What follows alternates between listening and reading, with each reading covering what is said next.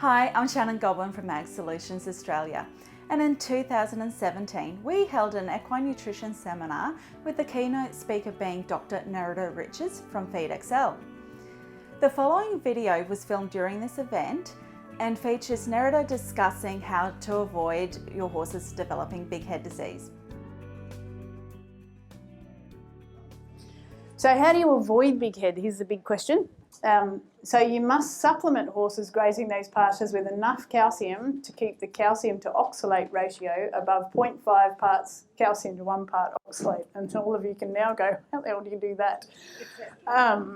So, I mean, it's a matter of knowing. You need to know how much oxalate is in your pasture for a start, and then you need to know how much calcium you're adding to it. So we'll have a look at a couple of examples, and I'll try and simplify it a little bit. But basically what I do is I use FeedXL because it calculates all of this for me. So I put the type of pasture in and it calculates the amount of oxalate, and then it works out how much calcium and it gives me the ratio, which is much easier than doing it by hand.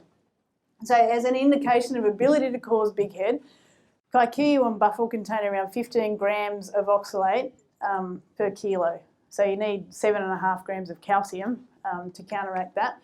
Nayroxyteria contains about 45 grams per kilo. So this is where you can start to see that Soteria is so much worse than Kikuyu and buffel. And then the kicker is Kazungula Soteria. So it contains a massive 70 grams per kilo of oxalate. So you need 35 grams of calcium for every kilo of that pasture that a horse is eating to counteract the oxalate. And it's close to impossible. Like I've had horses on this stuff that are getting 500-600 grams of white powdery stuff, limestone and dicalphosphate type supplement to try and balance it, and you just can't. They'll get big head, like severe break their leg big head in about 6 weeks on that type of pasture. And it really should be listed as toxic for horses because it's nearly impossible to manage them. And the problem is no one knows whether they've got Kazungula Soteria or Nayroxyteria or the other one that I can't think of the name of at the moment. So the more oxalate in a pasture, the more calcium is needed to counteract it. And with the extra calcium, it's also important to keep the calcium to phosphorus ratio balanced and the calcium to magnesium ratio balanced. And I have a sneaking suspicion that oxalate probably binds magnesium as well, because calcium and magnesium are very similar. Well, that's not proven in horses, so we don't really know.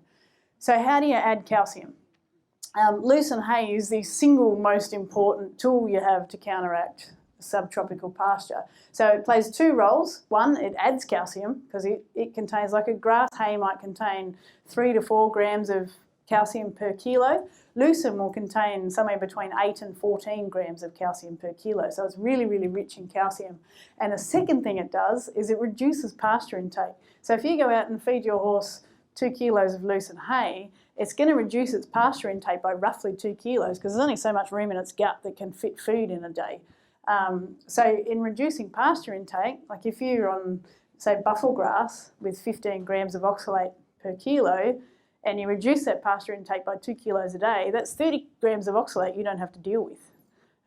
So it's this real double benefit in feeding lucerne hay to horses grazing these pasture. As far as adding calcium goes, limestone is the best source of calcium. And I know a lot of people say a lot of very different things to this, but it really is the best source of calcium. For a couple of reasons. It's readily absorbed, so we know it's bioavailable for a horse. They can absorb the calcium. It's inexpensive. It's the cheapest feed ingredient we use in feed formulation and supplement formulation, and it contains a lot of calcium. So on analysis, it's 38 to 40% calcium. So the amount you have to give per day is less. Like you can get a lot of calcium into them in a much smaller quantity of supplement. Your calcium phosphate, so the monodicalcium phosphate and dicalcium phosphate are useful because they add both calcium and phosphorus. Yep. With like your DCP and I suppose your limestone, it's not chelated, right? Is it? It's not chelated. No. So my understanding is that if it's not chelated, then the oxalate molecules can still bind to that calcium. Yeah, and that's why the ratio exists.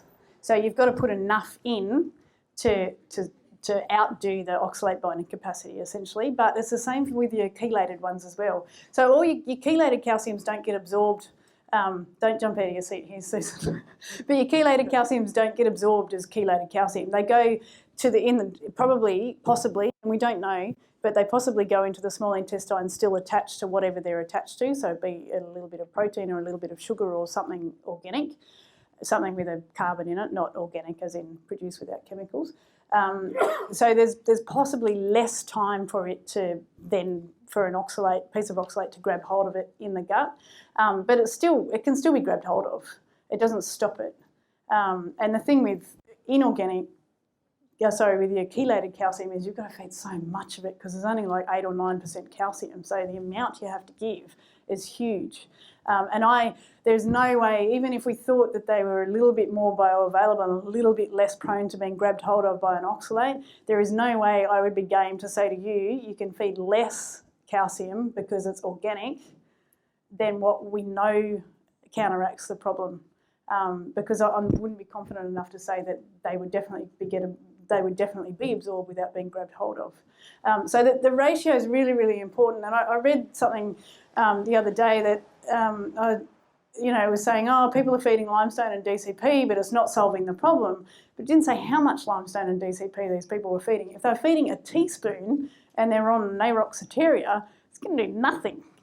Nothing, because there's not nearly enough calcium in there. Even if they were feeding 100 grams, it's still not going to be enough. So you don't let anyone tell you that limestone and DCP don't work because people are feeding it and it's not doing the job. It has to be fed in the right quantity to get the right ratio in that diet. And I know, there's a breeder on the, what we call it, Central Coast of New South Wales, and they were on Kaiku. They moved there from inland New South Wales, so they hadn't ever dealt with these high oxalate pastures before, and they didn't do anything to counteract it, and all of a sudden they had mares breaking pelvises, and they're like, oh, what's going on? They had young horses breaking legs, and it was the oxalates, and all they did a little bit of reading up on it, and this is before I got involved, but all they did was they had this cup and they just started feeding limestone, like just limestone out, and problem gone. So, that was, and that was probably 150 brood mares. So it was a pretty big study group of horses that showed very definitely that big problems without limestone, no problems with limestone. And they were feeding so much that they'd easily gotten to that 0.5 to 1 calcium to oxalate ratio. So recovery from big head, if you have a horse with big head, they can recover from it. The longer they've got it, it seems the worse it is and the harder it is to pull them back from it. The first thing, if you can do it, is remove horses from the pasture that's caused the issue in the first place, so that you're just getting the oxalate out of their system and you're not having to counteract it while you're trying to recover them. Feed plenty of lucerne. So again, because lucerne's so rich in calcium, then it's a really nice source of calcium, a good way to get forage because they're not out on the pasture anymore, a good way to get forage into them. So 1/2 to 1 kilo per 100 kilos of body weight is about where I aim for with lucerne. There's no hard and fast rules, but you can feed too much lucerne, so don't go too overboard. Don't just give them lucerne because you'll cause issues with other things. Feed the remainder of your forage requirement as low oxalate hay. So if you can get it up here, temperate grass hay, or oat and hay, Rhodes, Queensland bluegrass. You've got a bunch of really nice low oxalate grass hays in Queensland.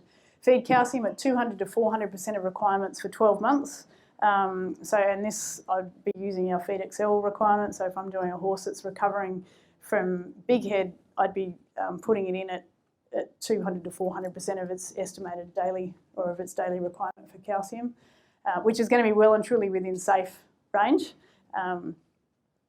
Horses with big head caused by subtropical pastures will also be phosphorus deficient, because when parathyroid hormone is elevated, phosphorus excretion increases via the kidneys, so they actually become quite phosphorus deficient as well. So it's important to keep the calcium to phosphorus ratio balanced at around that 2 to 1 mark.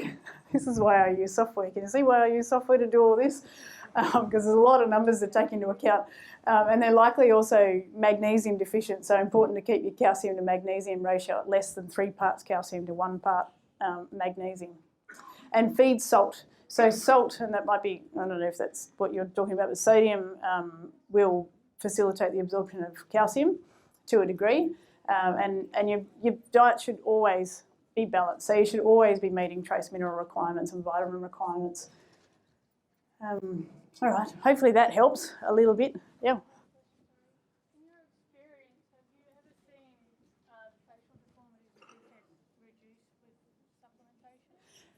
Yeah, so the lady just asked if I ever seen facial deformity in big head reduce. Yes, I have. In young horses it will, and sometimes in old horses it will too, but it often won't go back completely to normal, but it will reduce in younger horses for sure. Yep. Sometimes completely back to normal in really young horses.